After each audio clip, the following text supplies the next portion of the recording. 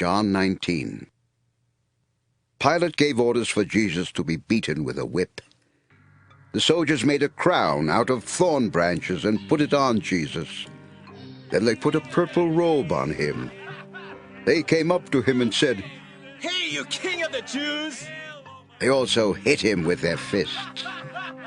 Once again Pilate went out to the crowd. This time he said, "I will have Jesus brought out to you again. Then you can see for yourselves that I have not found him guilty." Jesus came out, wearing the crown of thorns and the purple robe. Pilate said, "Here is the man." When the chief priests and the temple police saw him, they yelled, "Nail him to a cross! Nail him to a cross!" Pilate told them, "You take him and nail him to a cross. I don't find him guilty of anything." The crowd replied, "He claimed to be the Son of God. Our Jewish law says that he must be put to death." When Pilate heard this, he was terrified. He went back inside and asked Jesus, "Where are you from?" but Jesus did not answer. "Why won't you answer my question?" Pilate asked. "Don't you know that I have the power to let you go free or to nail you to a cross?" Jesus replied, "If God had not given you the power, you couldn't do anything at all to me. But the one who handed me over to you did something even worse." Then Pilate wanted to set Jesus free. But the Jewish crowd again yelled, "If you set this man free, you are no friend of the emperor! Anyone who claims to be a king is an enemy of the emperor!"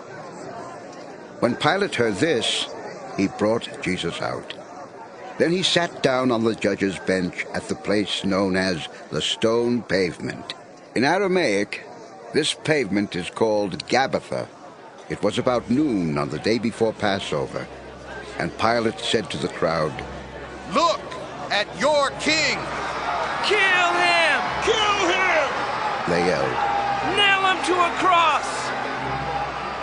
"So, you want me to nail your king to a cross?" Pilate asked. The chief priests replied, "The emperor is our king!" Then Pilate handed Jesus over to be nailed to a cross. Jesus was taken away, and he carried his cross to a place known as the Skull. In Aramaic, this place is called Golgotha. There Jesus was nailed to the cross, and on each side of him a man was also nailed to a cross. Pilate ordered the charge against Jesus to be written on a board and put above the cross. It read, "Jesus of Nazareth, King of the Jews." The words were written in Hebrew, Latin, and Greek. The place where Jesus was taken was not far from the city, and many of the Jewish people read the charge against him. So the chief priests went to Pilate and said, "Why did you write that he is king of the Jews? You should have written, he claimed to be king of the Jews." But Pilate told them, "What is written will not be changed." After the soldiers had nailed Jesus to the cross, they divided up his clothes into 4 parts, one for each of them. But his outer garment was made from a single piece of cloth, and it did not have any seams. The soldiers said to each other, "Let's not rip it apart. We'll gamble to see who gets it."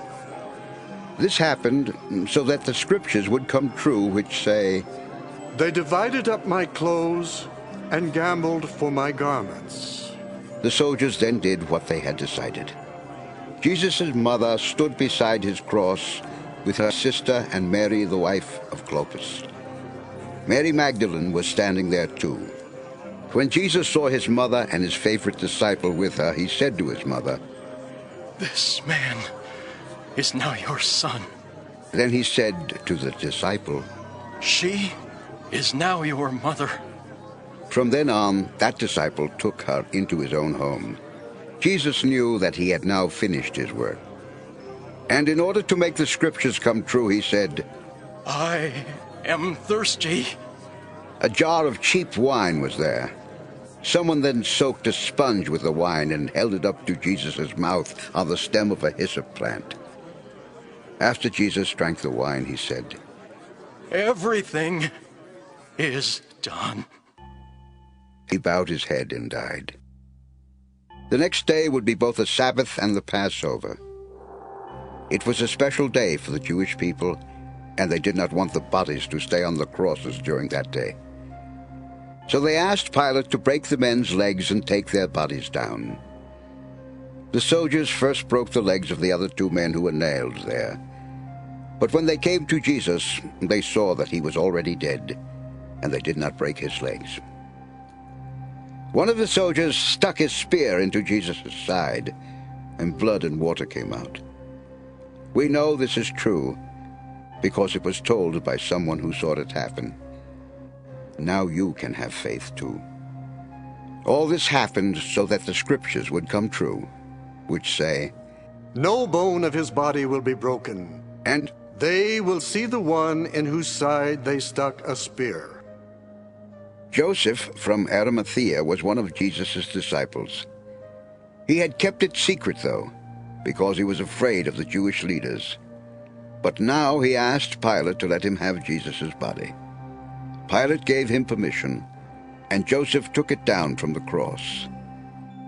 Nicodemus also came with about 75 pounds of spices made from myrrh and aloes. This was the same Nicodemus who had visited Jesus one night. The 2 men wrapped the body in a linen cloth, together with the spices, which was how the Jewish people buried their dead. In the place where Jesus had been nailed to a cross, there was a garden with a tomb that had never been used. The tomb was nearby, and since it was the time to prepare for the Sabbath, they were in a hurry to put Jesus' body there.